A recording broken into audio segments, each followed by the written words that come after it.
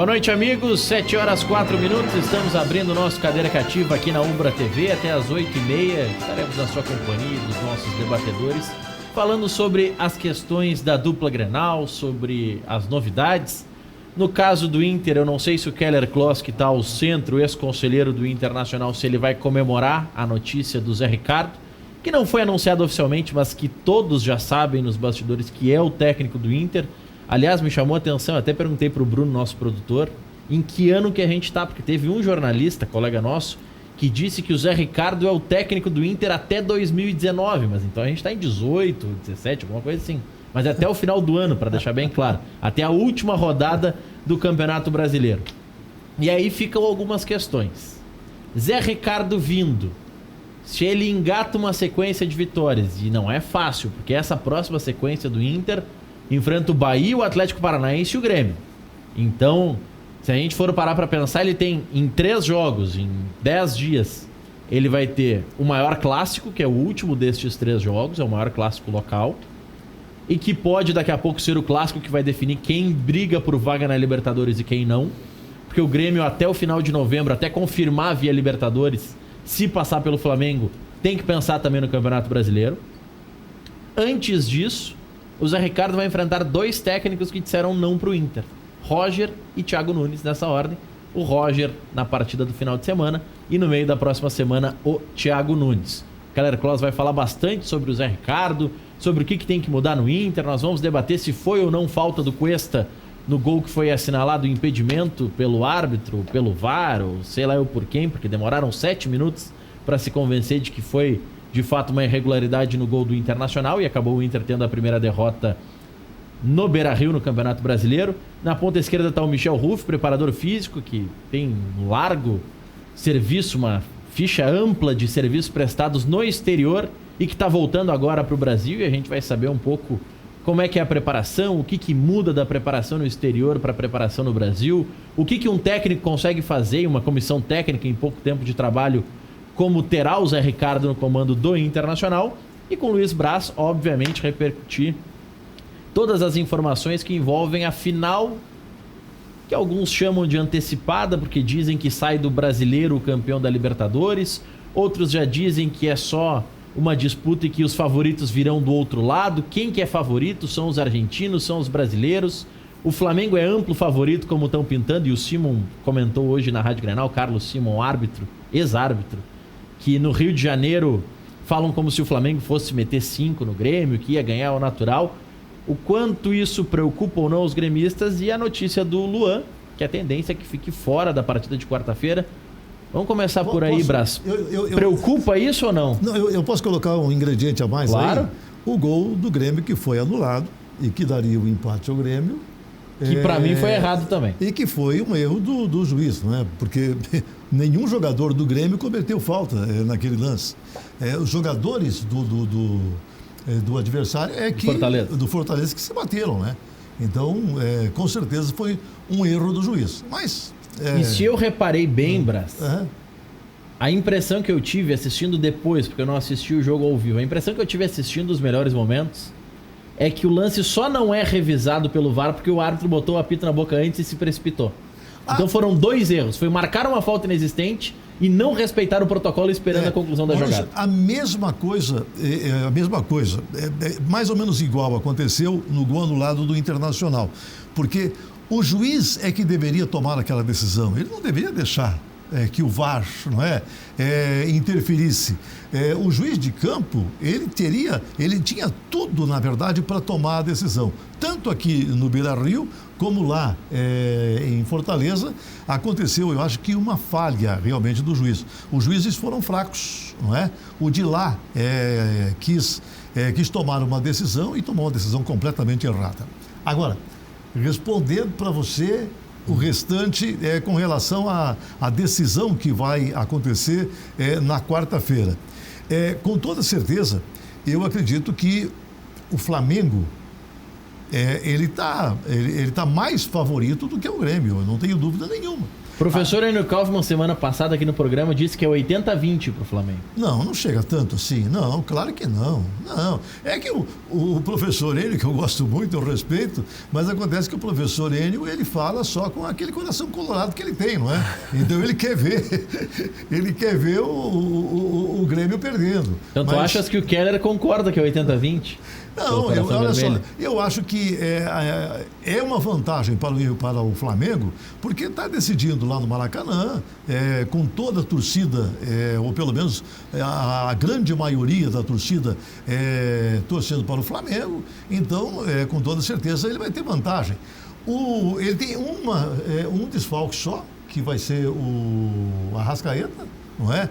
Enquanto o Grêmio tem desmanchado o seu meio-campo, né? O jogador de armação do Grêmio, que foi achado, inclusive, no transcorrer deste ano, que é o Jean-Pierre. O Jean-Pierre deixou o Grêmio, infelizmente, por causa da sua contusão.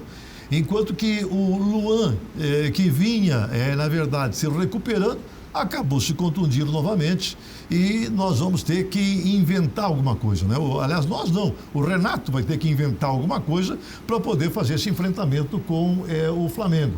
Mas eu acredito muito no Grêmio. O Grêmio, essa alma copeira, quando se fala em alma copeira, não é à toa. O Grêmio, numa disputa final, nesse mata-mata, ele é mais time do que todos os outros do Brasil. Ele já fez esse enfrentamento muitas vezes, superando dificuldades muito grandes. Então, eu não sei qual vai ser a invenção do Renato para fazer esse enfrentamento com o Flamengo agora. Mas posso te dar certeza absoluta que feio o Grêmio não vai fazer. Ganhar ou não ganhar consequência do jogo que vai ser travado. Agora, feio o Grêmio não vai fazer. Esse negócio de perder, vai perder de 5-0. Bobagem. Não é? Qualquer placar, ou para Grêmio ou para o Flamengo, vai ser o placar apertado. Eu esperei um pouquinho para deixar o Keller falar sobre o Zé Ricardo, que aliás teve agora a confirmação oficial do Inter, então a partir de agora é oficial, já foi divulgado pelo clube que o Zé Ricardo é o novo técnico do Internacional até o final do ano, mas eu deixei justamente, até porque a chamada do nosso Facebook instigava o torcedor a falar sobre, porque nós passávamos a pauta do programa. E alguns estão na seguinte linha, Keller. Milton César Mânica, a direção do Inter perdeu o rumo, estamos à deriva. Rodrigo Lisboa, direção do Inter perdeu os cadernos. Ronaldo da Silva Lara, eu falei antes, o Inter fala em grandes treinadores e acaba com medíocres. José Ivanor Deon, sou colorado e torço para dar certo.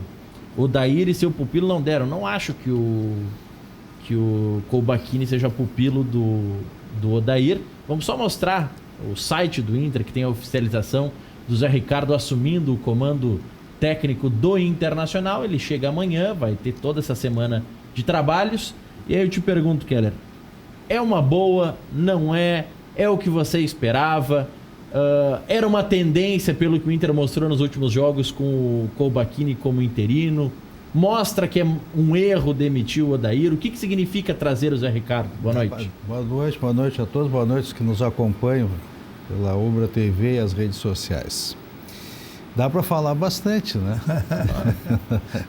Mas eu concordo com todos aí que falaram. Inclusive é que o último que disse, sou colorado e torço para que dê certo. Eu também sou colorado e torço para que dê certo, né? Mas eu podia meter a colher na questão do Grêmio, mas antes eu dizia assim, eu também vou acrescer alguma coisa no jogo do Vasco. Por que o VAR não é chamado, por exemplo, quando os jogadores internacionais são deslocados na área adversária, são empurrados na área adversária, né? Que houve o zagueiro quando foi concluir e foi antigamente ser chargeado, né? De carga, de charge, né? De inglês, de chargeado de carga.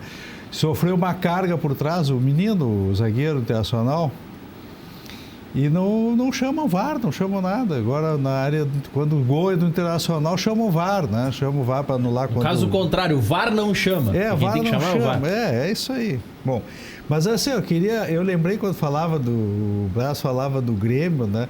Eu lembrei da passagem bíblica, né? Que assim, o temor ao Senhor é o princípio da sabedoria, né? Então é o seguinte, eu acho que o Grêmio tem, óbvio, vai entrar em campo, tem chance de ganhar do Flamengo, né? Mas o Flamengo é um time superior hoje, né? Agora o Grêmio pode ganhar do Flamengo. Mas me parece que as chances do Grêmio aumentam na medida que ele assimilar e entender que o Flamengo é melhor time do que ele. Porque se ele chegar lá com aquele negócio que não, nós jogamos fora como jogamos em casa, não temos medo do Flamengo, nós vamos ganhar do Flamengo, eu acho que aí é uma, digamos assim, é uma posição arriscada. Certamente. E eu colocaria assim, embora a diferença não seja, porque o Grêmio está bem mais próximo, né? O Internacional, quando foi jogar contra o Barcelona, o Internacional jogou, vamos lá, vamos tocar o Barcelona, porque o Barcelona, né? É claro que não ia dar certo. Então, para ter a mobilização total, então a primeira coisa que ele tem que entender é que realmente o Flamengo tem o melhor time que o Grêmio. Não é que venha jogando, ele tem porque os jogadores têm mais qualidade. E outros, os jogadores são todos jovens, os jogadores todos têm força física, né? E têm habilidade técnica também. A maioria dos jogadores são tecnicamente superiores. Então, por isso que eu digo assim agora, o Grêmio pode ganhar? Evidentemente que pode. É um jogo, tu pode fazer uma leitura do jogo e fazer, digamos assim, uma estratégia de jogo e pode superar o Flamengo, óbvio. Deixa eu só contrariar, meu amigo, só num item, que você disse assim que os jogadores do Flamengo são superiores. E eu coloco para você, o Grêmio tem uma zaga que eu acredito que seja a melhor zaga do Brasil, que é o Jeromel e o Kahneman. E aí, olha, a zaga... Mas não é a melhor linha defensiva, né? A zaga do Flamengo é boa, mas ela não é superior à zaga do Grêmio. O Maicon, ele é, na verdade, superior como chama o cabeludo lá do Flamengo? O William Arão. O Arão. O Maicon é superior ao Arão. Não é? Mas o Arão consegue marcar os 90 minutos. Então já está resolvido. O Grêmio tem time melhor e vai ganhar o jogo. Mas eu não estou dizendo. Na verdade, o Flamengo. Boa noite a todos os telespectadores. Na verdade, o Flamengo ele é mais time não só que o Grêmio, né? Mais time que todos os clubes, na minha opinião, que todos os clubes brasileiros e inclusive aos que estão na semifinal da Copa Libertadores. Agora, nada impede do Grêmio ganhar. Ou até mesmo com empate, o Grêmio com empate de 2 gols, 2-2, o Grêmio se classifica. Sim, então, concordo. Acho que isso também está na estratégia do próprio Grêmio, do Renato, sabendo que com um resultado de 2 gols, né, de empate com 2 gols, estaria classificado para a grande final. Mas eu vou ratificar e fortalecer a minha opinião que o Flamengo, a minha opinião é que ele é o melhor time do Brasil e não só uma opinião, estatisticamente é o melhor. Então, pelo que vem fazendo no Campeonato Brasileiro. Não, ele vem sendo o melhor time do Brasil, tanto é que ele faz quantos jogos seguidos que o Flamengo não perde, não é? Desde que ele perdeu para o Bahia, ele não perdeu para mais ninguém, não é? Agora, que ele pode ser superado? Claro que sim. Acontece que o técnico... Ele pode seguir sem perder, só empatar por 2 gols que tá tudo certo, né, mano? Olha só, sim, mas tu negocia, tu deixa eles invictos. Claro, mas o Jesus, o que o Jesus fez? O Jesus armou um esquema, sabe, dentro do Flamengo, que vem superando os esquemas que estão armados pelos outros times. E hoje eu ouvi realmente alguma coisa que eu também concordo. O Jesus está deixando um ensinamento, porque eu não sei se ele vai embora, se vai ficar por aqui, mas ele está deixando um ensinamento para os técnicos brasileiros que eu acho que é muito válido. Você não tem que fazer jogador descansar 15 dias para jogar, joga um dia e descansa 15 dias para poder jogar. Não, você está dando um pau no Renato? Não estou dando pau em Renato nenhum. Não, o Renato faz isso? Não, mas eu acho o seguinte, olha só, o que o Jesus está fazendo lá no Flamengo está dando certo. Mas isso é um exemplo do que acontece na própria Europa, no centro da Europa e também no leste europeu também, onde eu estive trabalhando. Na verdade, os clubes que estão disputando grandes competições na reta final da temporada não fazem rodízio de jogadores e não poupam ninguém. Os melhores jogadores jogam e jogos quarta e domingo, seria 2 jogos na semana, né? Porque o rodízio que é feito nos clubes europeus acontece muito no meio e início da temporada, até porque o jogador ainda não está totalmente na sua melhor performance. E também porque os times europeus têm os melhores jogadores nas suas posições. Por exemplo, tem times que têm 2 jogadores na sua posição. Então, se tu tirar o Filipe Luiz e botar um jogador do mesmo nível, pode fazer o rodízio. Acontece que um jogador quando está com uma idade avançada, como é o caso, por exemplo, Léo Moura, ele vai fazer 41 anos agora. Então, no dia do jogo. No dia do jogo, né? É claro que se você colocar o Léo Moura jogando todos os jogos, quarta e domingo, não vai dar para ele. Não é? A mesma coisa do Michael. O Michael já é um jogador também já desgastado. Então, é claro que ele não pode jogar todos os jogos. Mas os jogadores mais novos, e principalmente os jogadores da zaga, eles podem jogar todos os jogos, não tem o porquê de não jogar todos os jogos, né? Mas eu acho que o Renato tem acertado em muita coisa, não posso criticar o Renato, porque o Renato empilhou títulos no Grêmio, não é? E eu acho que o Renato tem sido assim, tem dado muito orgulho para a torcida gremista, então não vou criticar alguém que está realmente fazendo um bom trabalho no Grêmio. Agora, que o Jesus está realmente deixando esse ensinamento para os técnicos, não só para o Renato, mas para todos os técnicos brasileiros, que é o de fazer com que o jogador jogue todos os jogos, não é? A não ser que ele seja realmente tenha mais idade. Inclusive o Jesus, ele tem grandes jogadores na sua mão e o investimento do Flamengo foi muito forte, né? Então, inclusive, deve ter uma cobrança do próprio clube, direção, de que esses jogadores têm que jogar. Não tem por que tu poupar jogadores que estão preparados para jogar 2 jogos na semana. E o Flamengo provavelmente deve ter um controle muito bem controlado. Análises devem ser feitas antes do jogo, após os jogos, para poder utilizar esses jogadores 2 jogos na semana. Michel, vou te fazer algumas perguntas práticas envolvendo o Grêmio para a gente tentar não auxiliar o Renato, mas para a gente entender algumas definições do Renato.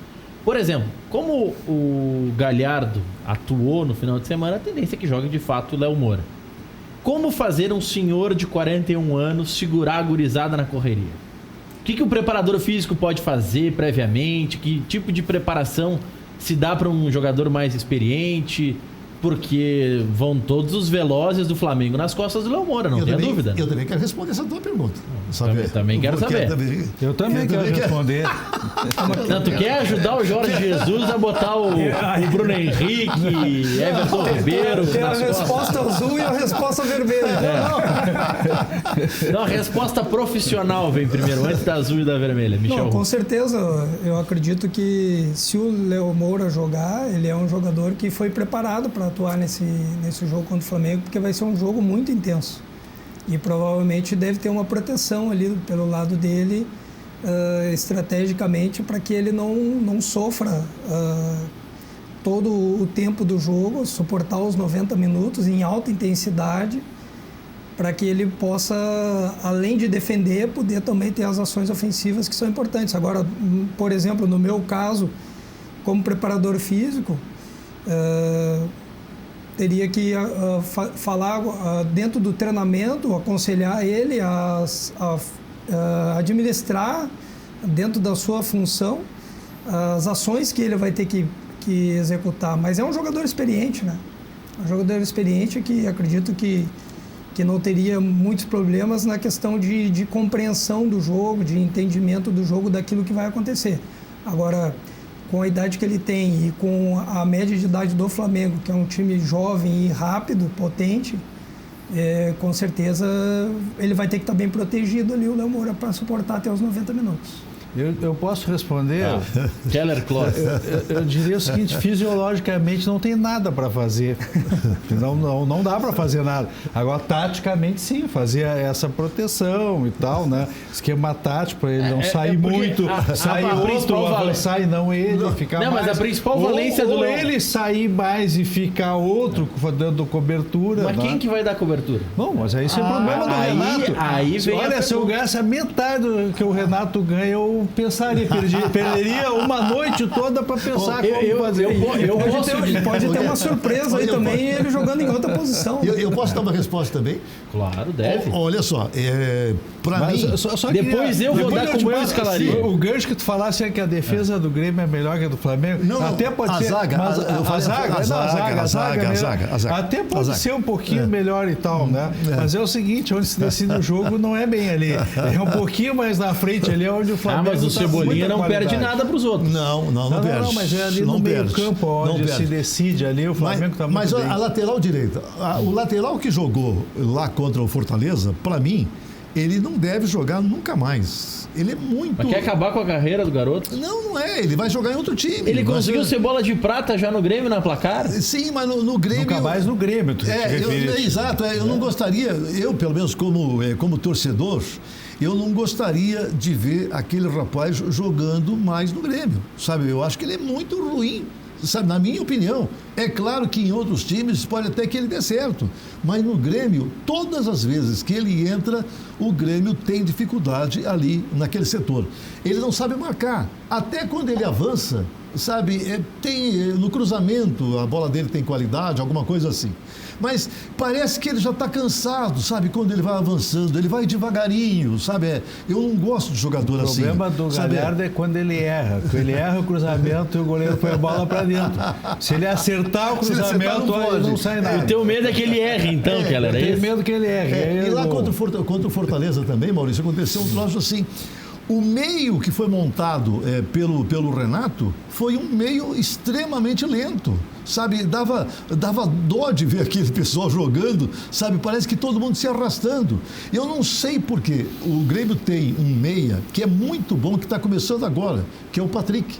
Sabe? E eu gostaria muito que o Renato apostasse mais no Patrick e menos, sabe, naqueles jogadores que entraram lá no início. 21 minutos de programa, o Luiz Braz já deu 2 letras no Renato. Queria mais o Patrick e deu a letra de que está preservando muito.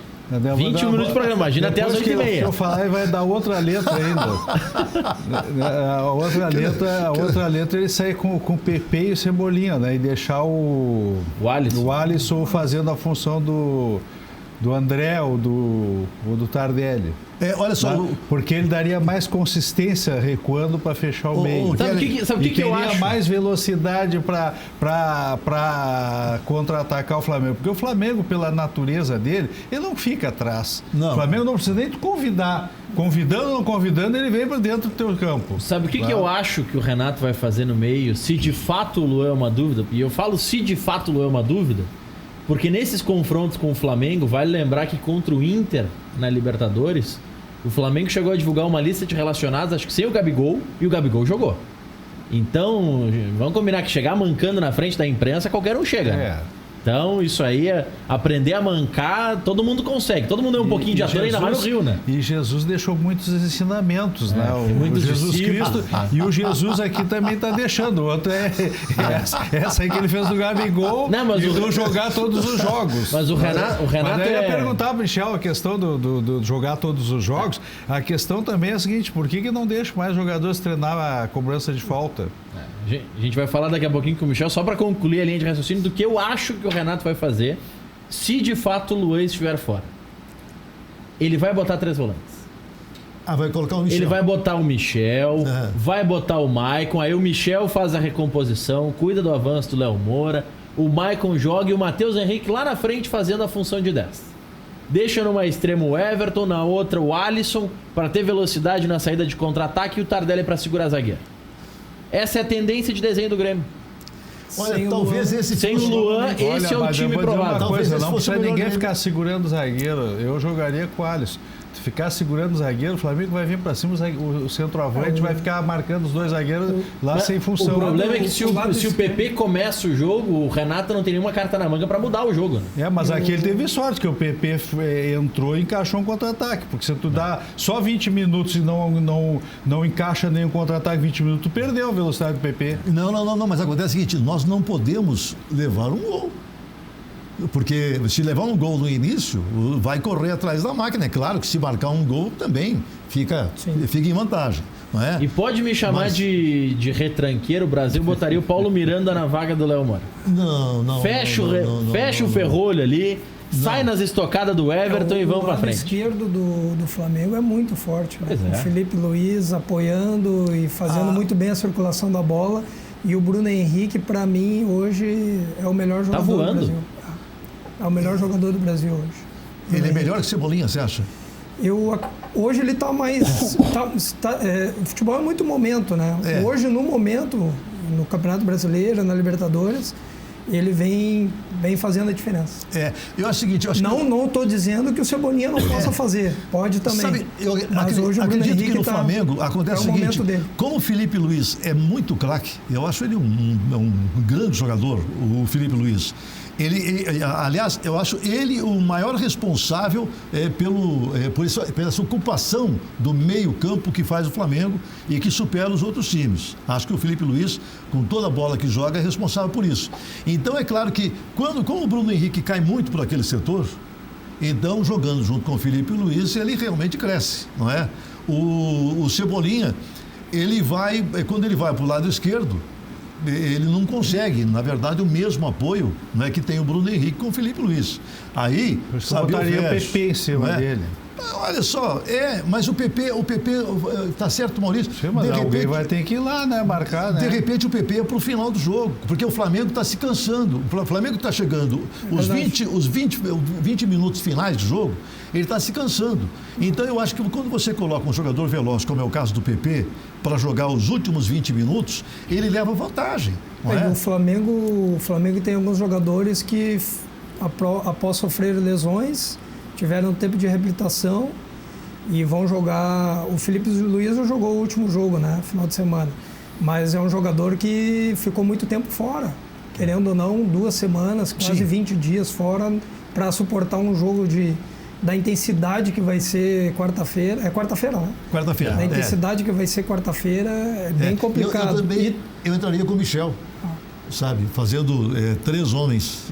Obrigado, Brasil. Eu defendo uns 2 meses a entrada do Michel no time e agora, primeira vez que o Brasil concorda comigo. Eu faria, sem tirar o Matheus Henrique desculpa, só e o Michael. Acrescentando, né? Tem o Rafinha também, que teve lesão. E o Rafinha vai entrar com uma máscara. Vai jogar com uma máscara, mas... Jogador mascarado, você acredita? É complicado. Sempre tem uma influência, né? Sempre tem uma influência, tu tira um pouco o pé, tu te protege. Então, ele vai estar influenciado pela máscara. Se o Rafinha jogar 20% do que ele joga com a máscara, tá bom. Tá bom. Vai ser o jogador mascarado. Olha, eu quero dizer que eu não vou fazer propaganda aqui, mas eu vou fazer uma referência. Eu fui comprar colchão numa loja Vivara. E os caras, todos eles elogiam muito o programa aqui. Sabe? Então começaram a falar sobre o REC, não é? E tecer, sabe, elogios, sabe, a condução que ele faz do programa. E eu quero dizer o seguinte, assim, Maurício, você está de parabéns. Você conduz muito bem também esse programa, sabe? Eu acho que esse programa está com um público realmente muito grande. Sabe? Parabéns a vocês. A audiência é incrível do Cadeira Cativa. Lembra o nome do pessoal da loja para mandar abraço? Olha só, eu quero pedir perdão ao pessoal da loja. Mas pode citar a loja, diga o endereço aí que o pessoal vai se sentir abraçado. Eu fui na loja lá do shopping... Como é que chama lá, meu Deus? Iguatemi, sabe? Então o pessoal deve ver o REC direto, tá circulando por ali, no Zafari, fazer São compra. vizinhos do REC, o REC mora ali pertinho. Mora ali perto. Né? Aliás, Luiz Carlos REC, que na semana passada dizia, esses 2 jogos para o Coubaquini serão fundamentais. Se ele não tiver 2 vitórias contra Avaí e Vasco, vem o interino do interino. REC brincou com isso. Ontem, depois do jogo, com a derrota do Vasco, ele insistiu. Vem ou o Zé Ricardo ou o Lisca, porque o Inter não vai ficar até o fim do ano nessa sequência. Só que o pessoal tá eu acho que eles estão numa espiral de ódio aqui, Keller. O Cássio... Eu já vi que tá me provocando, então eu vou falar. Então eu vou falar. O Cássio... Eu não ia falar. O Cássio Men tá falando aqui, ó. Após o Grenal, o Zé Ricardo deve cair. O cara já nem chegou e já estão querendo que ele caia. E diz ele, amanhã cancelam minhas 2 carteiras de sócio. Isso é demais para aturar. Não pedi a saída de estagiário para vir outro. Não sei quem ele tá chamando de estagiário. Deve ser o Kobachini, que era o interino. Diz ele, Melo tem que pedir demissão e desculpa pro torcedor. Bom, tu é tão radical assim também, Keller? Não, aí agora eu posso falar sobre... Ele me provocou, eu tava quieto, não queria falar. Eu quero colocar uma coisinha para você. Não parar de falar, ele tá entusiasmado com o jogo de quarta-feira. Vai lá. Só para você responder também, eu acho uma injustiça quando eles falam que o Odair, não falhou no Internacional. Eu acho que o Odair é um vitorioso. Ele pegou o Internacional numa fase muito ruim e ele fez o Internacional, disputar praticamente quase todos os campeonatos lá na ponta. Com o Odair, o Inter estaria com certeza na Libertadores. Então eu acho que ele foi muito bem. O que eu quero colocar é o seguinte, eu agradeço o convite de participar do programa hoje, porque há poucos dias eu estive aqui, logo depois que caiu o Odair, e eu disse, olha, eu custo acreditar que eles não tenham já encaminhado uma solução para a substituição do Odair. Eu não acredito, eu falei todo o programa, eu não acredito, eu vou aguardar os próximos dias, porque é muito amadorismo. E até falei, eu não acredito que alguém vai tomar uma posição não racional e sim emocional de trocar um treinador sem saber o que vai fazer. E mais, eu disse, eu não acredito porque foi anunciado que teria uma reunião do Conselho de Gestão. O Conselho de Gestão são 5 presidentes que o Internacional tem. O pessoal não sabe, acha que presidente é só, não, são 5 presidentes. É só ler o Estatuto Internacional. Eu falei aqui, até teve um conselheiro que ligou para cá, não mandou mensagem e tal. São 5 presidentes. Quer dizer que os 5 presidentes se reuniram, decidiram tirar o Odair sem saber quem ia contratar.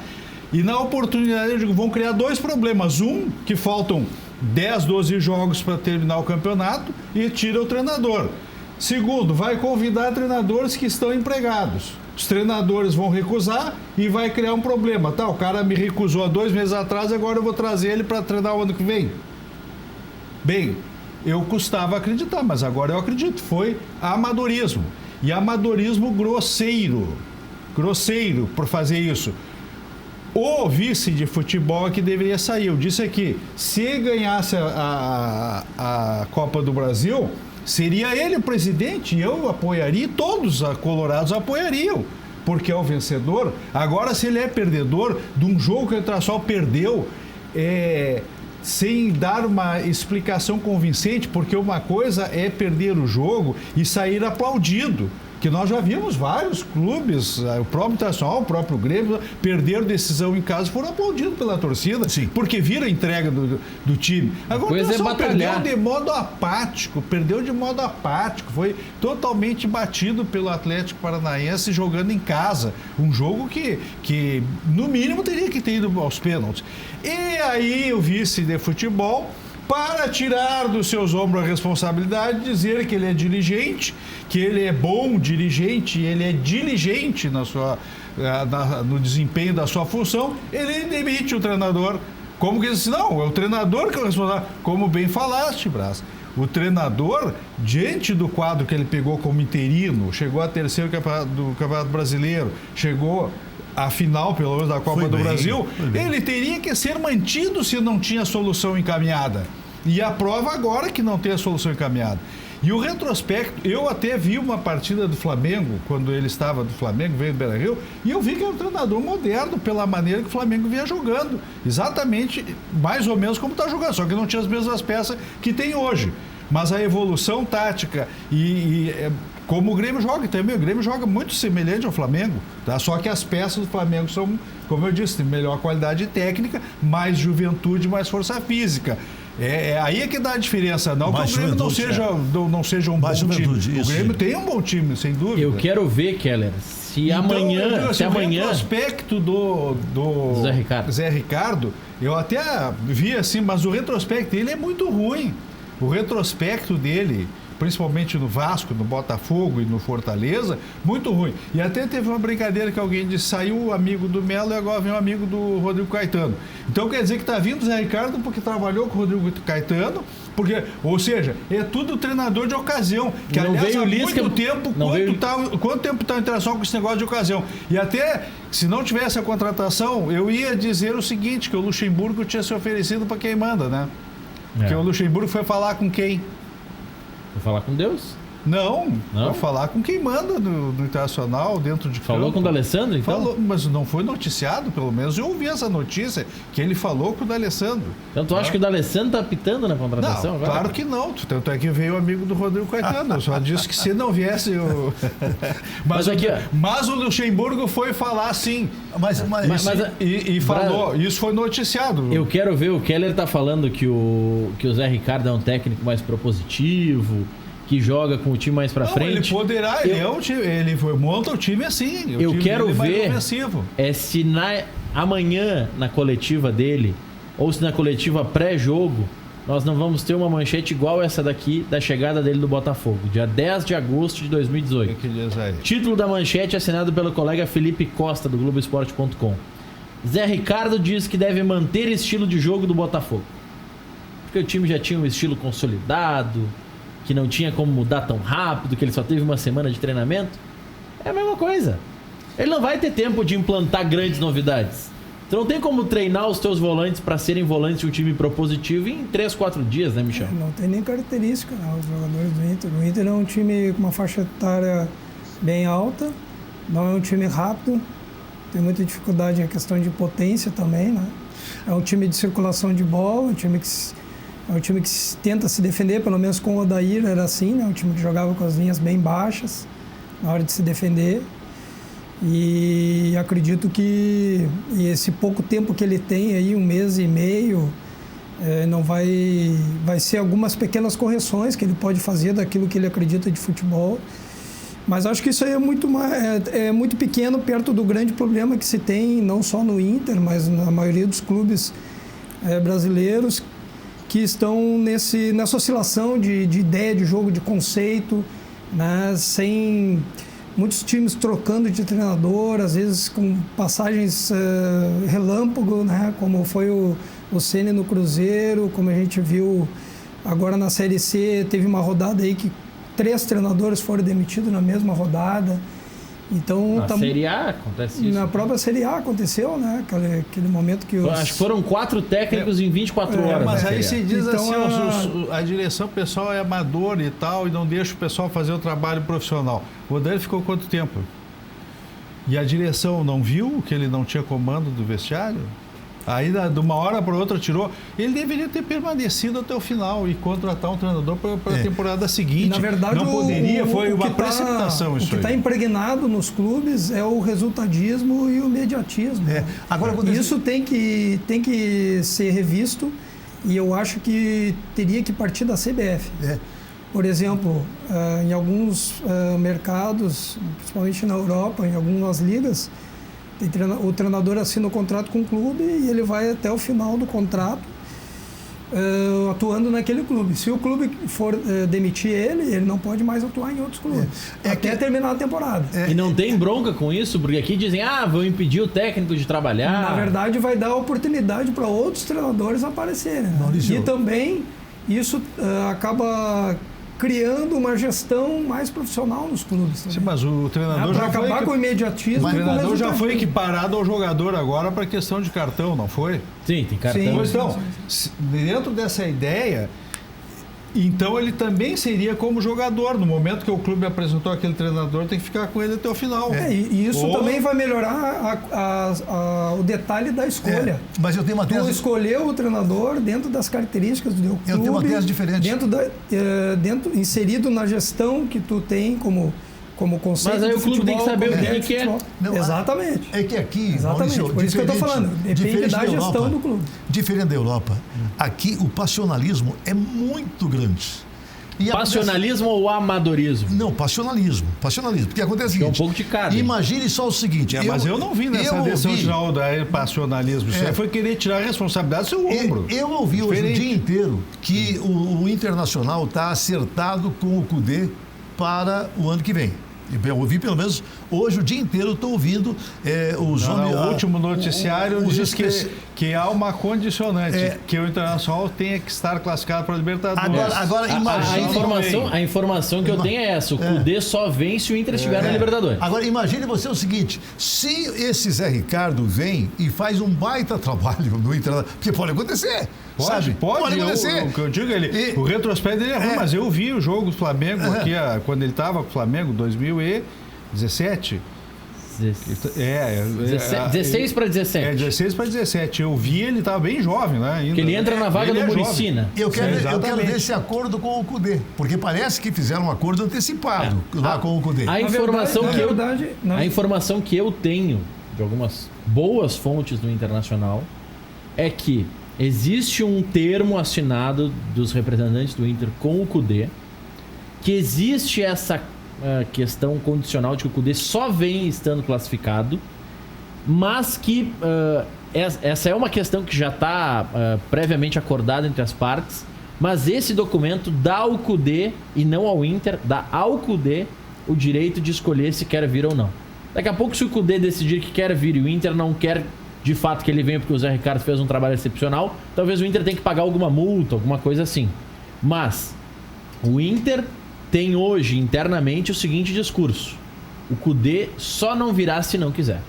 Mas nessa linha que vocês estão falando, pro Zé Ricardo, é o que eu entendo da fala de vocês, pro Zé Ricardo é melhor ter uma campanha mediana do que uma extraordinária.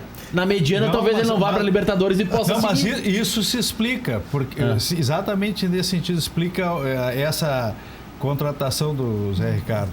Por quê? Porque se o Kudê não vem, que o Internacional não chega a Libertadores, ele já tem treinador para o ano que vem, que fica o próprio Zé Ricardo. E na verdade, o Inter já tem uma ideia de jogo. Claro, se for mediano. O Inter tem uma ideia de jogo que foi implementada pelo Odair. Isso a gente não pode negar. Mas não é se ideia de jogo. Se estava dando certo ou não, a gente tem como resultado que não deu certo. Mas chegou até a final da Copa do Brasil, inclusive jogando bem, né? Me lembro muito bem do jogo contra o Cruzeiro, que o Inter era destaque, inclusive. Então, o Inter tem uma ideia de jogo. Vai depender do que o Zé Ricardo vai conseguir fazer nesse determinado número de jogos que tem até o final do campeonato. Por quê? Porque nós temos como exemplo o Thiago Nunes, que assumiu o Atlético Paranaense como interino no meio de uma competição, um time que estava em queda livre para lutar para ser rebaixado, e virou no que virou. Né? Então, como o senhor falou, os detalhes de... às vezes o interino dá certo. Às vezes o tapa-furo dá certo. Dá. Mas aqui, esse jogo que o senhor citou contra do Inter, contra o Cruzeiro estava numa fase que era muito ruim. Sabe, ele estava todo desajustado. Agora mas ali diziam, Brás, que era mais fácil o Cruzeiro classificado que o Atlético Paranaense. Que era mais fácil o Inter ficar fora da final do que o Grêmio. Não, naquele momento eles estavam desajustados e os jogadores não estavam muito afim de jogar também. Essa é a verdade. Mas isso não é toda a verdade aí. Por que não é toda a verdade? Porque contra o Palmeiras, o Internacional amassou o Palmeiras do Beira-Rio. E o Palmeiras também estava em grande fase. Sim. E lá em São Paulo, o Odair fez aquele time jogando só atrás, baixou as linhas, como falou o Michel, segurou lá atrás, se segurou no 1-0, fez substituições no final para matar tempo e não para tentar fazer um contra-ataque, para segurou e depois veio e conseguiu resolver em casa. E jogou com o próprio Flamengo também. O Internacional só ficou fora depois do gol do Flamengo do contra-ataque aos 40 minutos do segundo tempo, que até ali o Internacional estava pressionando. Daí a minha surpresa, que o Internacional empurrou o Palmeiras para trás e eliminou o Palmeiras, e empurrou o Flamengo para trás e só tomou o gol do Flamengo, porque até lá, para sair o segundo gol do Internacional, ia para os pênaltis. Né? E o Internacional, e aí contra o Atlético Paranaense, jogou um primeiro tempo mais ou menos, segundo tempo se entregou para o Atlético Paranaense, que foi assim, inexplicável. Né? A gente vai seguir nesse debate do novo técnico do Inter, vamos falar mais da preparação do Grêmio para enfrentar o Flamengo, mas antes eu tenho que abrir espaço, tá pedindo passagem, Luiz Carlos Reck, quer dar um recado pro nosso telespectador. Diz aí, Reck. Deu.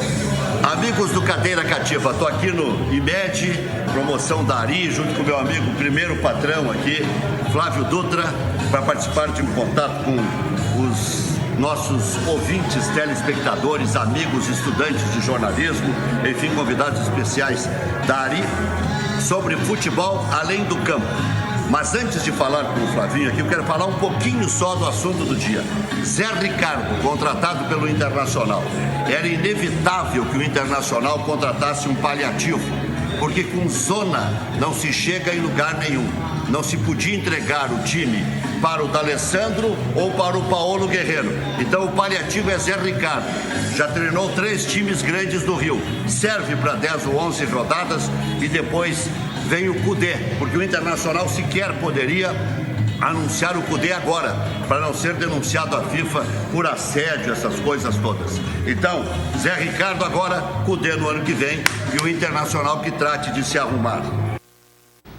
Tá aí o recado do REC e dando o recado sobre essa situação. Olha só, isso que o REC fala é porque já tem um acerto realmente com o Cudê. Não, sabe, o Cudê só não vem se não quiser. Exatamente. O que coloca, na verdade, o Zé Ricardo numa situação, eu acho que cômoda são todos os acontecimentos. Porque se ele for muito bem, a torcida vai cobrar para ele ficar. E o Internacional não vai poder deixar ele aqui. Não, eu acho que não é cômodo, Brasil. Eu vejo a situação bem pelo contrário. O Michel pode até me ajudar nessa leitura. Leitura do profissional. O Zé Ricardo vem sabendo que não estará aqui no próximo ano. Ele tem 11 jogos para implantar o estilo dele, para conseguir mostrar resultado, para revolucionar o Inter, para ganhar certamente uma boa premiação se estiver na Libertadores, e mais do que isso, para colocar o nome dele no mercado, porque o nome dele está queimado depois da saída do Fortaleza. Do jeito que ele saiu. Inclusive não é exclusividade do Inter contratar um treinador até o final do ano, né? Vou dar o exemplo do Curitiba, contratou o Jorginho e sua comissão técnica até dezembro. E depois dali vai se definir, até porque tem o aspecto político do clube, e vai definir o que vai ser feito no ano seguinte. E para o Curitiba então deu certo, né? É trivial e também é cultural nosso, né? Mas isso demonstra, Brás. Está para subir. Está tentando. Isso demonstrou, ficar essas 3 rodadas com o Colbachini, demonstrou que foi precipitada a saída do Odair. Sem Porque dúvida. mesmo que não tivesse uma solução de um treinador que viesse para terminar o ano e para o ano seguinte, o próprio Zé Ricardo, que estava no mercado à disposição, já poderia vir imediatamente a saída do Odair com esta condição, né? E aí teria tranquilidade para fechar o ano e até mesmo para não se queimar nesses contatos, seja com o Roger, com o Thiago Nunes, com o próprio Cudê, né? Teria toda a tranquilidade para negociar com calma. E se o Zé Ricardo vindo, já desde logo que saiu daí, já estivesse nessas 3 partidas, digamos, feito 9 pontos, chegando, confirmaria ele na função. Então isso demonstra de novo que a direção mandou muito mal, para o pessoal entender bem. Foi muito mal nesse episódio, foi uma precipitação, foi querer jogar a responsabilidade no Odair pela derrota na Copa do Brasil, tá? Se precipitou em fazer isso. E aí, pasmem os colorados que estão me assistindo. A Comissão de Assuntos Legislativos e Regulamentos do Internacional consolidou para a reforma, para o final do ano, a reforma do Estatuto, passar para 3 anos o mandato dos conselheiros de gestão, para 3, e dos conselheiros para 3 também, sendo que uma gestão de conselheiros vai ser eleita por 5 anos. Parece que o Internacional está uma maravilha, está ganhando absolutamente tudo, porque tem que preservar todos que estão lá. Eu critiquei quando fizeram a reforma para 5 presidentes, porque depois seria complicado. Agora, com 5, eles acomodam 5, e nesta acomodação ficam sempre os mesmos. Então não está havendo ideia nova, não está havendo contestação nenhuma. Parece que o Internacional está ganhando todos os títulos possíveis, porque Em vez de trocar a direção que faz esse amadorismo todo, não. Vai se aumentar o prazo para permanecer os mesmos. Paz, meus senhores. Posso falar um pouquinho do Grêmio? Claro. Olha Deixa só. uma manchete para depois do intervalo. Acho que o Renato viu, o que aconteceu aqui no primeiro tempo entre Grêmio e Flamengo, quando o Flamengo ocupou o meio-campo e dominou todo o primeiro tempo, eu acho que serviu para o Renato montar um esquema para poder começar o jogo lá no Maracanã e não deixar que o Flamengo seja o dono do jogo, como foi no primeiro tempo aqui. O dono, segundo o REC, o Grêmio já teve, né? Como assim? Sim, o Grêmio tinha o dono. Sim. O dono. Sim. Fez arena. Sim. Não sei por que o pessoal fica tão chateado, o cara fez arena. Bom, olha aqui, mandar um abraço pro Dr. Mário Sérgio Martins, está na nossa audiência. Foi mal, o meu amigo foi mal. Um abraço pro Mário Sérgio Martins. Um abraço pro Mário Sérgio. O Volmar Pavão Ramos está perguntando se a crise no Inter não foi a demissão precipitada do Odair. Já falamos sobre isso e depois do intervalo a gente vai falar mais sobre as características do novo técnico do Inter e que peças ou que alternativas tem o Renato para montar esse quebra-cabeça para quarta-feira. Já voltamos.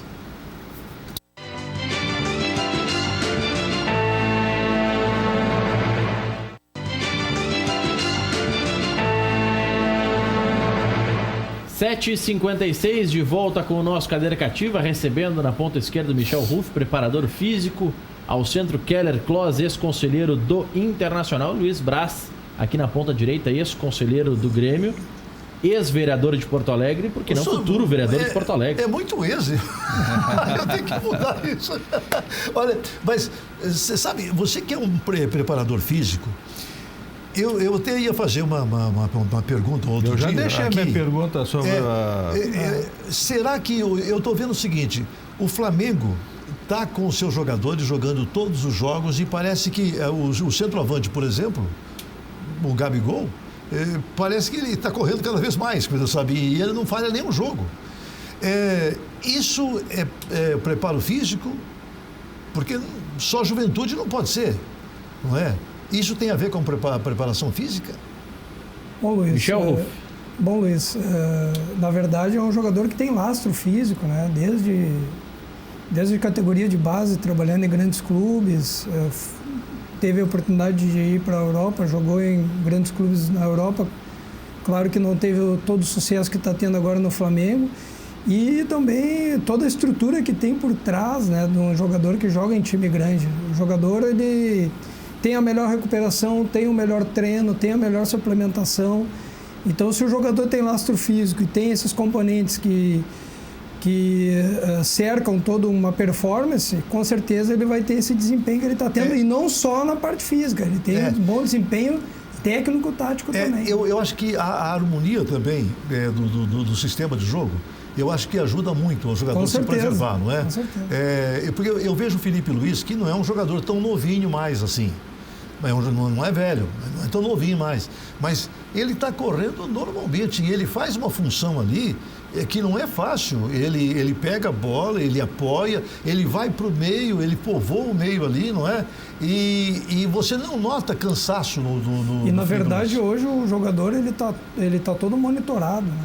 O jogador ele tem controle de cargas durante o treinamento, ele termina o jogo, ele tem exato tudo aquilo que ele fez, não só em quilometragem, mas em velocidade, em acelerações, em desacelerações, em velocidade média. Então tem toda a informação para te poder dar o seu melhor dentro do jogo e para o próximo jogo poder produzir, se recuperar e produzir também. Eu vou deixar uma pergunta para o Michel Ruff. Faltas, pode responder. Vai responder também, vai responder essa questão das faltas dos treinamentos. Desde o primeiro minuto. E eu vou deixar uma outra pergunta para o Michel Ruff que ele vai responder depois do intervalo. O choro das crianças na noite atrapalha tanto os jogadores o rendimento físico? Porque é o que diz o Renato para levar o pessoal para Fortaleza, para ficar uma semana concentrado. O choro das crianças atrapalha tanto assim? Já voltamos.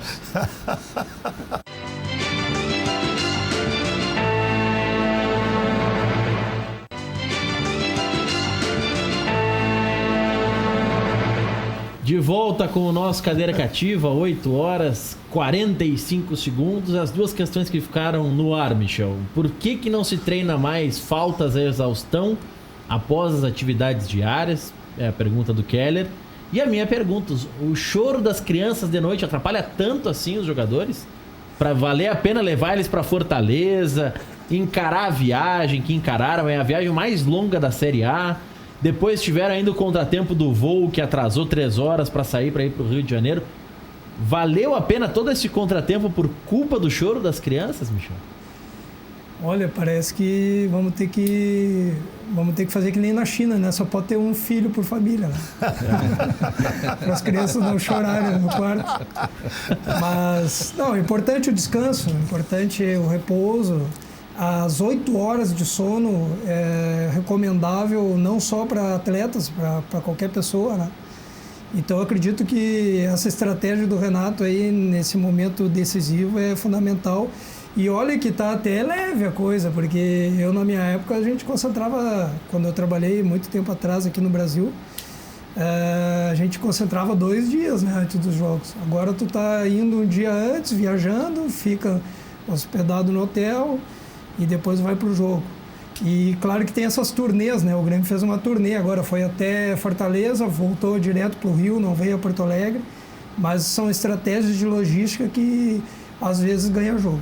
É verdade. Mas em relação relação de corpo no momento decisivo não funciona também, manter todo mundo concentrado juntos, claro, né? Também Motivação de do grupo, de né? equipe. Exatamente. E também um aspecto importante é a própria alimentação, né? Tu ficando hospedado no hotel, tendo todo o controle nutritivo. Eu acho que o André não está se alimentando bem, o André, eu acho. Sabe? Porque é por isso. Ele não aguenta. Olha, quando ele vai chutar uma bola, a bola já sai fraquinha. Entendeu? O sabe? André é pela alimentação, os outros é pelo choro das crianças. E a falta, agora, Michel, em relação à falta, eu sou a favor. Eu nunca tive problema em relação a treinamento pós-treino. Essa questão técnica, claro que às vezes acaba saindo um pouco do objetivo, né? A gente sabe que alguns jogadores extrapolam e acabam... Se tu vai fazer um trabalho de falta e vai estar focado para aquele trabalho, deve ser feito e tem todo o apoio, no meu caso, todo o apoio do preparador físico. Agora, se tu vai fazer esse trabalho sem estar concentrado, onde tu não está vendo que vai ter produção nenhuma naquele trabalho complementar depois de um treinamento, eu sou a favor de que não tenha. Agora... É que tem jogador que opta por não treinar porque eles têm que comprar o leite das crianças, tem que comprar o leite em pó, entendeu? Não, hoje o que está... Para não pegar fila no mercado. Hoje o que está influenciando muito... É porque hoje tu vê assim, os jogadores não têm cobrador, os times não têm mais cobrador de falta. É verdade. Casualmente o Jean-Pierre tem, mas por um bom outro, exatamente, um ou outro, mas e o Guerreiro pode no Internacional também bate bem a falta. Sim, mas já é um veterano também, mas aí a gente deveria tem ter mais jogadores cobrando falta, nesse ponto. Não, eu sou a favor, até a gente tem exemplos do Oscar, né, que arremessava mais de 2.000 fazia mais de 2.000 arremessos depois do treino ou antes do treino. Rogério Ceni fez mais de 100 gols, né, acredito, em batendo falta. Depois do treino ia lá, ficava batendo falta meia hora, 40 minutos, 1 hora batendo falta. O Rivelino no ano passado. Rivelino também botava com a mão, né? Então, na verdade, também o que tem interferido um pouco é a questão dessa parte de mídia dos jogadores. Hoje o jogador termina o treino, já quer sair rápido do campo, já quer ir para o vestiário, já tem algum evento para fazer, já tem que controlar o seu próprio Instagram, sua própria rede social, e isso tudo vai atrapalhando e vai tirando o jogador do treino, que é a parte principal, seria o momento onde ele deveria permanecer mais tempo. É verdade. Mas no Grêmio, se você pegar, só o Jean-Pierre é que é bom batedor de falta. É. Não é? Os outros, eu vejo, por Tinha exemplo... o Fred, zagueiro, aqueles. O Fred batia bem. Mas o Luan, por exemplo, ele pega a bola, sempre acerta o meio da barreira. Sabe? Eu não pleitei que o time tenha os 10 ou os 11 jogadores saber cobrar falta. Mas pelo menos 2 ou 3, né, jogadores e não é só com falta. alguma qualidade na cobrança. Alguma, não quero um exímio. Claro que eventualmente teremos um que é exímio cobrador de falta. Vamos combinar, né? Mas 2, 3 jogadores que cobrem razoavelmente uma falta, que ela chegue próximo do gol e eventualmente eles não cobram bem nem gol. escanteio. Eles ficam alçando aquela bola morta para a área. Não, o pior é que quando eles querem colocar no segundo pau e dão rasteiro no primeiro, né? Esse que é o mais triste ainda. E isso é treinamento. Eu me lembro muito bem do Gavilã, Diego Gavilã, que nunca tinha se destacado no Inter batendo falta e começou a treinar. Começou a treinar todos os dias depois do treino, não todos os dias, mas a grande maioria dos dias treinava após o treinamento. Até tinha o Chico Fraga, que era o treinador de falta do Internacional. Sim, foi por muito tempo. E ele teve evolução e acabou fazendo gol, acabou tendo um bom desempenho, não só faltas frontais, mas faltas laterais também, escanteio. Acabou se tornando um bom batedor de falta por treinar. O Falcão foi outro também, né? Que treinou e ficou um bom cobrador. Não era aquele exímio, não era o Zico. Mas era um bom cobrador de falta também. Batia bem na bola dessa. Mas isso é treinamento, né? Com certeza. Deixa eu atualizar os nossos telespectadores. Já tem 35 minutos de bola rolando. Bahia e Ceará tá 0-0. Óbvio que pro Inter o ideal é que o Bahia não consiga uma vitória nessa partida, porque é o próximo adversário, vai vir embalado e tá brigando por vaga na Libertadores. E o Botafogo tem 7 minutos de bola rolando contra o CSA. Também está empatando em 0-0 o jogo no Rio de Janeiro. E agora você que está em casa tem mais um motivo para visitar a Serra Gaúcha. Tem mais motivos para isso. Estão sendo feitas várias obras e melhorias nas nossas estradas. Uma delas é a ERS 235 em Nova Petrópolis, que tem bastante movimento. Todo mundo sabe quando está indo para a Serra. Uma nova rótula está em construção junto ao bairro Pousada das Neves. O investimento é de R$2.700.000. Com esse investimento, a intersecção fica no quilômetro 2,5 e vai garantir muito mais segurança aos motoristas. A previsão de entrega da obra é no final deste ano. Além disso, a estrada conta com serviços de guincho e ambulância. Até lá, até a conclusão das obras, é necessária a compreensão dos motoristas com o trânsito lento. O governo do estado trabalha para que fique muito melhor. EGR, Governo do Rio Grande do Sul, novas façanhas na logística e nos transportes. Vamos conferir as imagens da ERS 235 ali em Nova Petrópolis. Quem está a caminho de Gramado tem uma obra que vai melhorar o fluxo de trânsito aí. É óbvio que existem alguns desvios por conta dessa obra nesse momento. É ali no quilômetro 2,5, então é entre o quilômetro 2 e o quilômetro 3. A obra está avançando, tem um bom investimento do governo do estado, quase R$3 milhões, ali em Nova Petrópolis, na ERS 235. É uma intersecção no bairro Pousada das Neves, vai dar mais segurança para quem mora no bairro, mais tranquilidade para quem está andando na rodovia, mais segurança, óbvio, para todos, mais fluidez no trânsito, de quem está seguindo pela Rota Romântica e depois quer acessar a região de Gramado, Canela, por esse acesso maravilhoso por Nova Petrópolis, que é a ERS 235. A gente está vendo algumas imagens das obras, todo mundo sabe, tem serviço de ambulância, tem serviço de guincho, é uma rodovia que tem uma boa infraestrutura para você que quer curtir o Natal Luz, por que não, em Gramado, e todas as outras vantagens. É o governo do estado trabalhando para que você tenha uma situação ainda melhor. São novas façanhas na logística e nos transportes. Luiz Braz, a dúvida que tem o Renato, me parece que é central a peça do Luan. Estando o Luan à disposição, mesmo que não 100%, você colocaria ele contra o Flamengo? Ou não, bota aquele sistema com 3 volantes, adianta um pouco o Matheus Henrique, segura um pouco o ímpeto do Flamengo? O que Luiz Braz Portaluppi decidiria? Olha, eu não colocaria o Luan se o Luan não estivesse 100%. Porque, é claro, o Luan 100% é um grande jogador.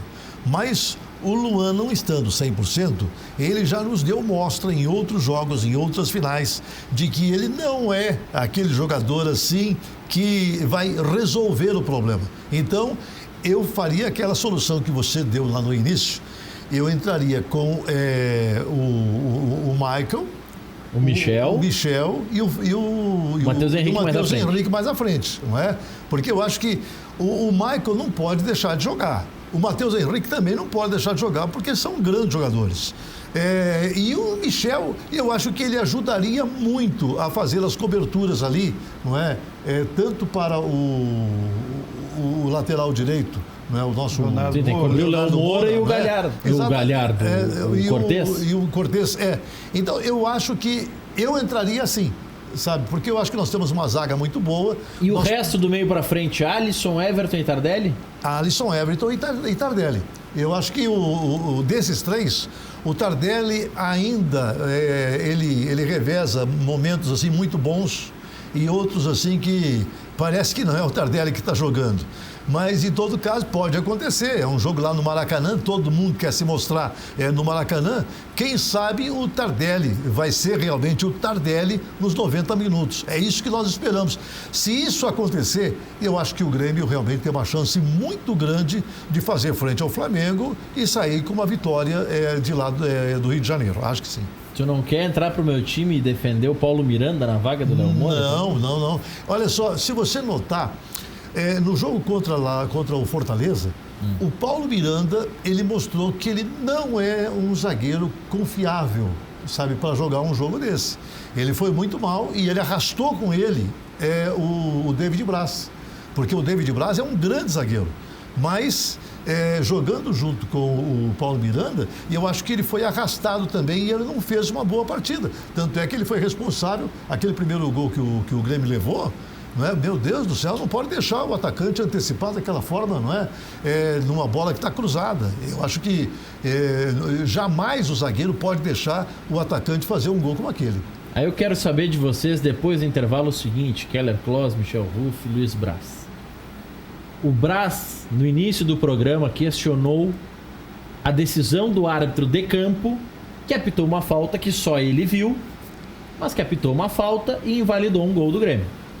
No caso do Beira-Rio, o Sandro Meirahit, que é um dos árbitros recentemente, da história recente do Brasil mais gabaritados, esteve envolvido no protocolo do VAR, fez Copa do Mundo, tem todo um know-how e hoje é comentarista.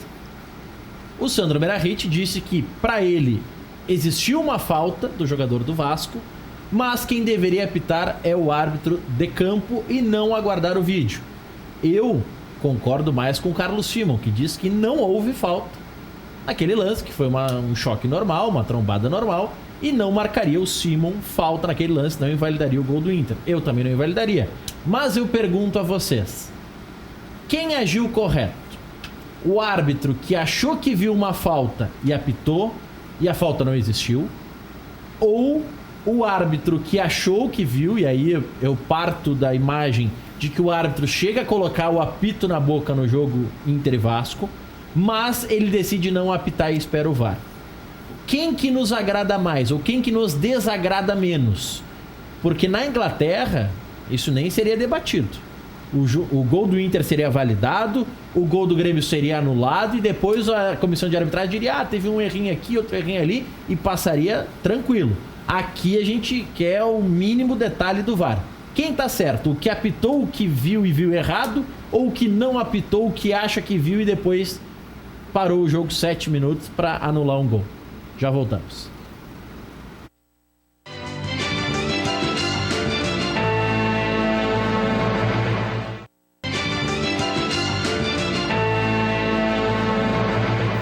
Oito e 15, eu não esqueci, vocês têm essa pergunta para responder e eu quero saber do Keller de que maneira o Inter vai encarar esse resto de temporada e palpites também do jogo de quarta-feira, Flamengo e Grêmio. Antes, você que está em casa já sabe, tem que passar lá na Só Portas para conferir o lançamento do kit porta pronto, um kit completo. Não precisa de pintura, você adquire a porta já com o acabamento final, pronta para instalar. O kit porta pronta conta com folha de porta, jogo de batentes com borracha amortecedora, jogo de guarnições reguláveis, jogo de dobradiças já instaladas e a fechadura, que em alguns casos é opcional de uma maneira geral, mas em alguns casos ela já está inclusa no valor final que você vai conferir lá na Só Portas. Você deve ir lá conferir o lançamento no Showroom Só Portas, em Porto Alegre, na Protásio Alves 2103, pegando o conceito de quem está subindo a Protásio, lado direito. Então, não tem erro, Protásio 2103, em Gravataí, na Centenário 428. Informações via WhatsApp da loja de Porto Alegre, 995 29 1926. Para você, amigo construtor, descontos especiais, construindo ou reformando, Só Portas é a pedida. Insufilme Automotivo, soluções para estética e manutenção do seu veículo. Películas de controle solar, de segurança para vidros, envelopamento total ou personalizado, proteção de pintura, polimentos, limpeza de bancos em tecido e couros, higienização de dutos de ar-condicionado. Tudo isso na Insufilme. Ligue 30 21 23 23 ou mande o WhatsApp 99583 9150. Sanar Farmácias, mais de 150 lojas Sanar em todo o estado. Sanar Farmácias, onde tem saúde tem Sanar. Peça o seu cartão Fidelize, o programa de descontos da Sanar Farmácias. Até 70% de descontos para você. FAC Materiais de Construção, sua reforma do alicerce ao telhado. Televendas aqui em Canoas, 34666133. O site é fac.com.br. O que vocês acham conceitualmente menos pior? Árbitro como o do jogo do Grêmio, que apita antes do final da jogada porque ele viu que teve uma falta que não existiu, ou o árbitro que espera, deixa tudo rolar e depois revisa no VAR e usa essa bengala? Os dois são muito ruins. Porque acontece o seguinte, contra o Grêmio, ele tirou pontos do Grêmio numa falta que não existiu e ele deveria ver. Não é? Se ele não viu, ele deveria chamar, deveria pelo menos consultar alguém, porque com certeza foi muito claro o lance para que ele realmente não apitasse. É que a minha impressão é que ele apitou antes da bola entrar, por isso que ele não pode revisar com o VAR.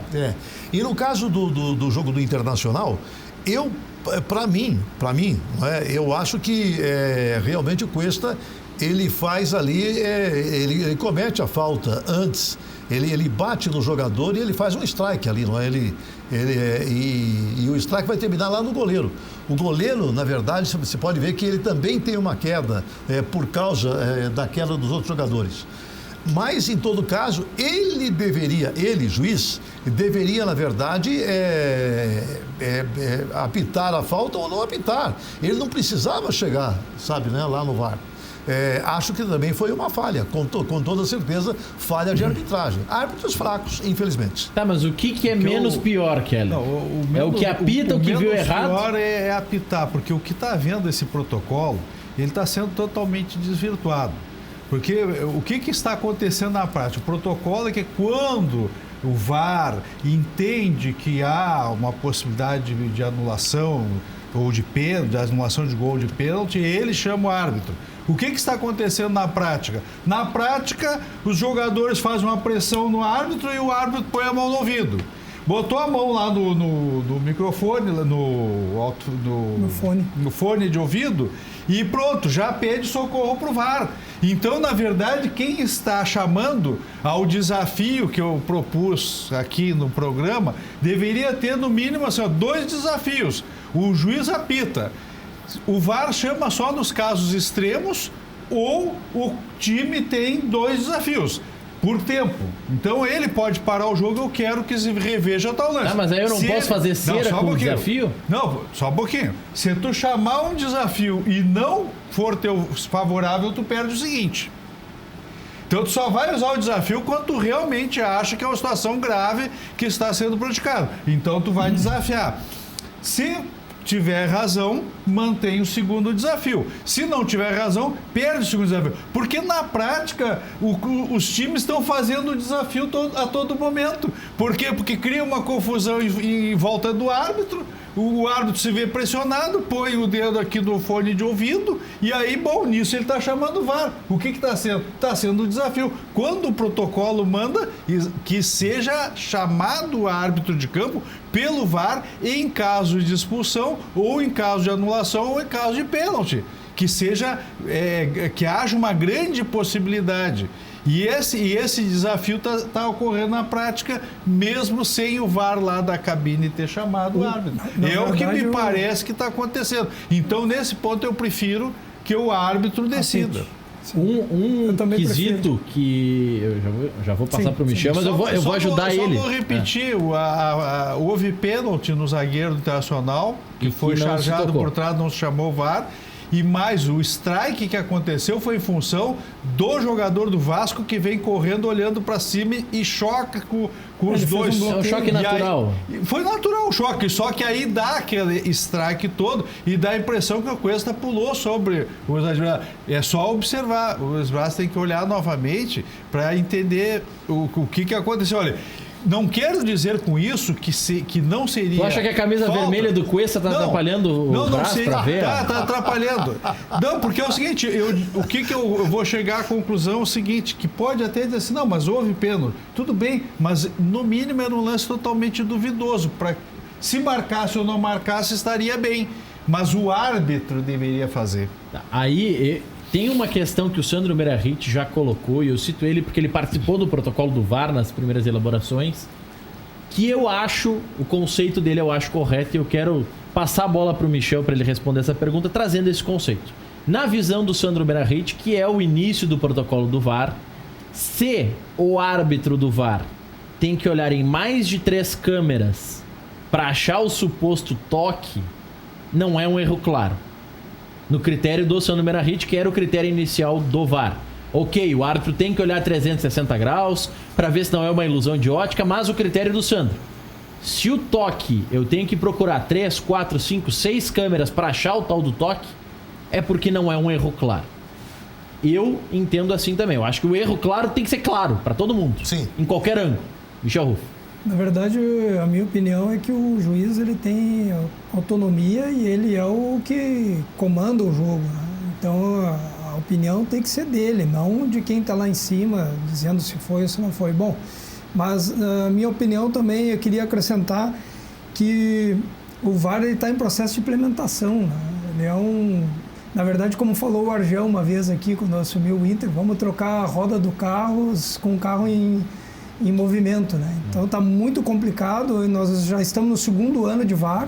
O Argel que está trocando o pneu em movimento lá do CSA, então, teve o Luciano Castan marcando gol contra, tá? Botafogo 1-0, então lá não conseguiu trocar bem. Fez o gol agora. Fez o gol o Botafogo Ele tirou agora. as rodas e não colocou, né? Depois o Dair teve que dar uma arrumada. Aí vê que não fixou bem ali a prova. Então eu acredito que nós teríamos que passar ainda por uma capacitação dos árbitros. Nós deveríamos Por que na Inglaterra funciona? Protocolo. Por exemplo, eu vou dar na Inglaterra funciona porque os árbitros estão capacitados para executar o VAR. E o VAR já não é mais algo novo na Europa. O VAR já vem antes da Copa das Confederações, já se tinha a utilização do VAR. É que a Premier League, ela tinha o VAR em todos os jogos do ano passado, mas sem atuação, só para teste. Exato, foi então ela feito treinou teste durante piloto. uma temporada os árbitros. Foi feito um teste piloto, um projeto piloto, né, de se utilizar o VAR para se incrementar o sistema e agora está se utilizando. Mas no caso de impedimento... Só queria acrescentar que, para mim, o grande erro do VAR é os lances que ninguém vê. O árbitro não vê o lance e aí o VAR chama e dá um pênalti ou dá uma falta anulando um gol. Esse, para mim, é o erro crucial. Eu já vou passar a bola. Eu já vou passar a bola pro Brás, porque antes a gente tem que ir lá pro Paraíso. Conferir essas vantagens. O Michel Ruff, que ganhava em euro, né? Sabe como é que é? Já vai garantir uns 4, 5 lotes lá na Lagoa Cortada. Confira.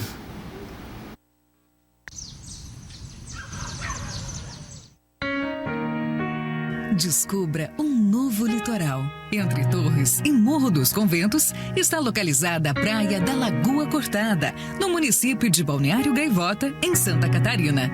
Infraestrutura completa, ricas paisagens e as belezas naturais preservadas sinalizam um refúgio perfeito para o descanso da família e a prática de diversos esportes. Praia da Lagoa Cortada. Aqui o mar e a lagoa esperam por você.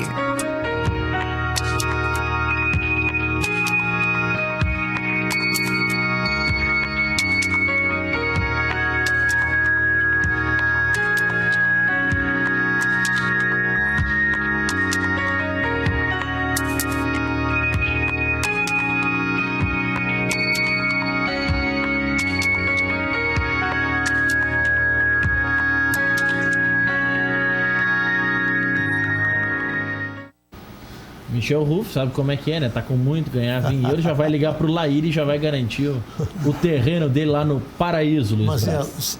você pega assim, ó. O Vale é nota 10 com relação a impedimentos.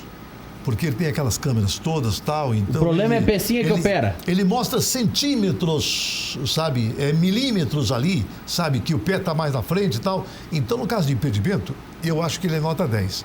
O problema é no caso de pênaltis, por exemplo. Porque depende muito da interpretação do árbitro, sabe? O Braz está defendendo o VAR em impedimento, porque teve 3 contra o Flamengo que foram marcados. Não, mas eu vou dizer uma coisa, eu acho muito perigoso, Deu recado porque final. Depende o ponto que bater na bola, se adiantar um pouquinho mais, como os jogadores estão em movimento, teria que ter uma tolerância ali de alguns centímetros. Quer dar um O palpite para final quarta? é que eu estou torcendo porque o Zé Ricardo faça uma grande campanha. 2-1 pro Grêmio. 2-1 pro grande palpite do Luiz Braz. Michel, Eu vou de 1-1 e o Grêmio ganha nos pênaltis. bom palpite.